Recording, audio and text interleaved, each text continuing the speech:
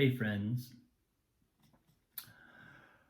Well, I finished my book and I'm still kind of reeling from everything that sort of tumbles into the conclusion. It was a pretty fantastic um, experience getting through this and sort of integrating the whole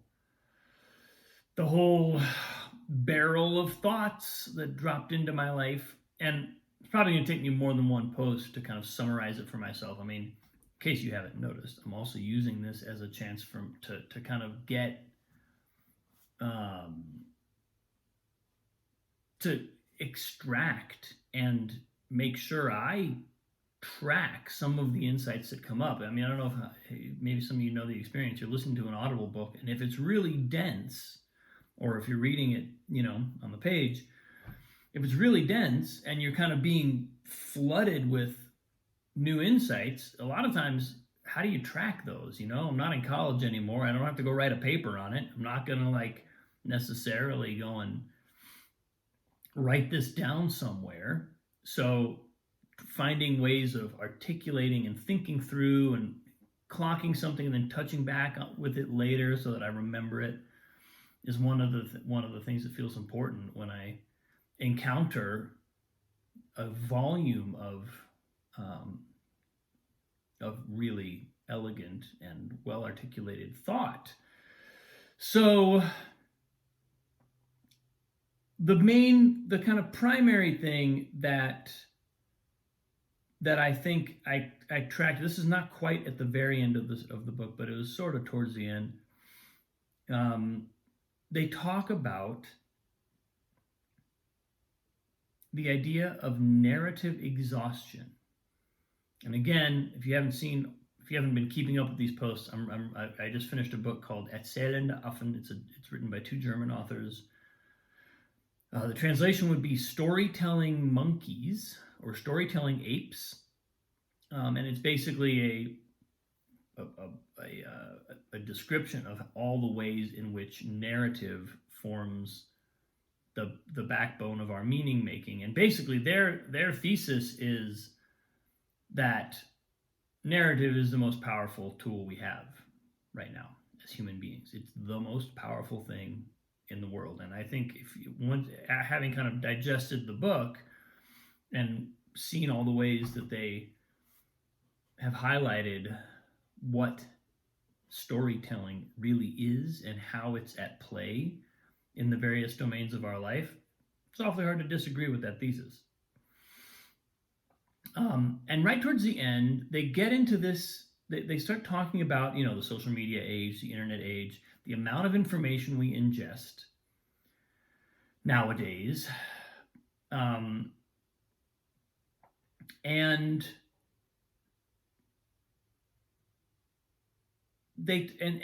one of the results of that, as many of us are probably all too well aware, is something that they call narrative exhaustion, which is basically, I talked about narrative homelessness a couple days ago, which is the sense that I personally lack a guiding narrative that gives my ego, gives my person a place in the world. It's a way of it's a kind of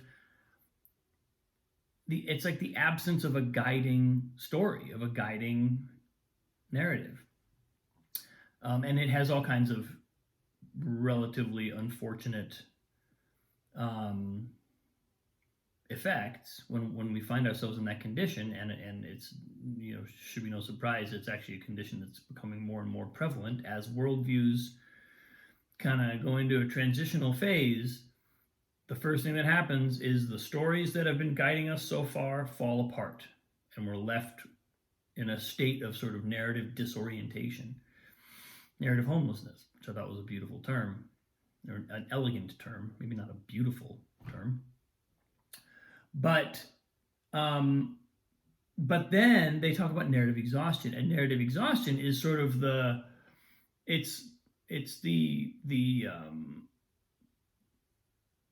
converse of that, I suppose you could think of it, where we are bombarded minute to minute to minute every day by competing stories. And if the stories aren't competing with each other over content, they're certainly competing with each other for our attention. If you look at a social media feed is a carefully, algorithmically constructed series,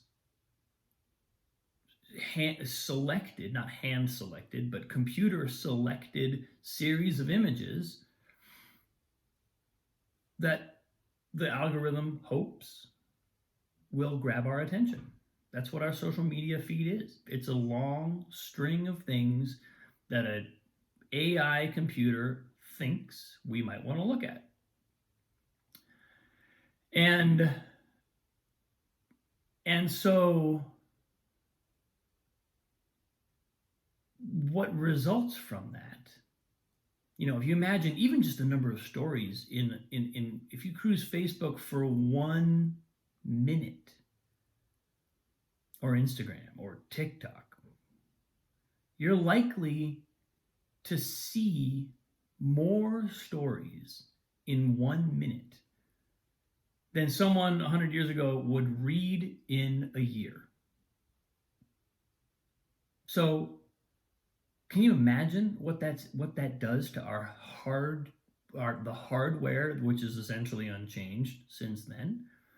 The number of competing narratives, again, not competing because they're in conflict with each other, but competing because they're trying, in the case of social media, literally, they're engineered to try to grab our attention.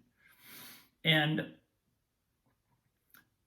so it's easy to see how a condition like narrative overwhelm, narrative exhaustion, could take place. And the problem with it is when we become exhausted, when we are so bombarded by stories and by ideas that we can hardly ingest them anymore. We can't. The amount of effort it takes, the sort of decision fatigue, filter fatigue that creates, very quickly brings us to a place where what we want is to close mental loops, and that gives us a predisposition to fixate on simple answers that we may not vet, we may not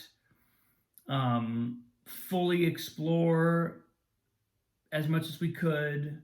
We may not dig all the way down to the sort of core of the issue. Why? Because we're tired. We're tired of thinking about it, and we're tired of thinking about everything else that we also have to think about. Open loops are inherently mentally stressful. There's a lack of perceived security when we have open loops in our mind. So this is kind of a problem, because in the face of complex problems, ever increasingly complex problems in the world, our hardware is so overloaded with explanations, narratives, that we start defaulting to simplistic ones, overly simplistic ones that don't necessarily do the issue justice. Now, and obviously you can see why that would be a problem, because what it means is we've actually closed off. We're not even paying attention anymore long enough for the actual answer to some of these problems to present itself. Or at the very least, we restrict our participation because we would rather have that answer. Now, and it's funny because, let's say the issue is something we care about, like, I don't know, climate change. I don't know, whatever. Pick an issue that you care about, and imagine that this is something you really care about changing or fixing or whatever. Something needs doing. But your mind is so tired of competing narratives that you would rather decide what your perspective is than keep your perspective open any longer. This has the sort of perverse effect sometimes of actually causing us to shut down and decide that something is hopeless. We might decide this is a hopeless situation, not because the evidence actually supports that conclusion, and not even because we don't care about the issue, simply because our mind would rather decide that it knows something is hopeless. Because if it decides that, it can stop thinking about it. And the mental effort of keeping that loop open, the mental effort of staying in a place of I don't know. I've talked about this a number of times in the context of spiritual practice and meditation and looking at our conditioning. There's all kinds of ways in which this is at play in our inner world and in our outer world. But imagine that phenomenon that we would rather decide something is hopeless than continue to make the effort to receive new information about the situation that might give us hope. So isn't that ironic? Isn't that kind of a crazy situation? And it's totally understandable because we're receiving a level of narrative, a relentless level of narrative input that sort of makes it's like you can't, it's like imagine somebody in the gym like being given weights and having to do thousands and thousands of reps and like just totally ad infinitum, to ad nauseum, to exhaustion. What's going to happen? Well, you're going to start putting those weights down and not lifting them anymore because you're tired. And it's the same phenomenon with narrative. It's the same phenomenon in our mind. And unfortunately, that has massive repercussions, both in terms of, I think if you look at the types of positions people take on social media, what has now become a very well established kind of bifurcation, hyperpolarization of perspectives on the internet, and of course the algorithm is designed to give you more of what you want. So as you start to like move in one direction, you're going to be encouraged to keep going in that direction, because as long as that algorithm, but the company, the system, the algorithm's just sitting right here.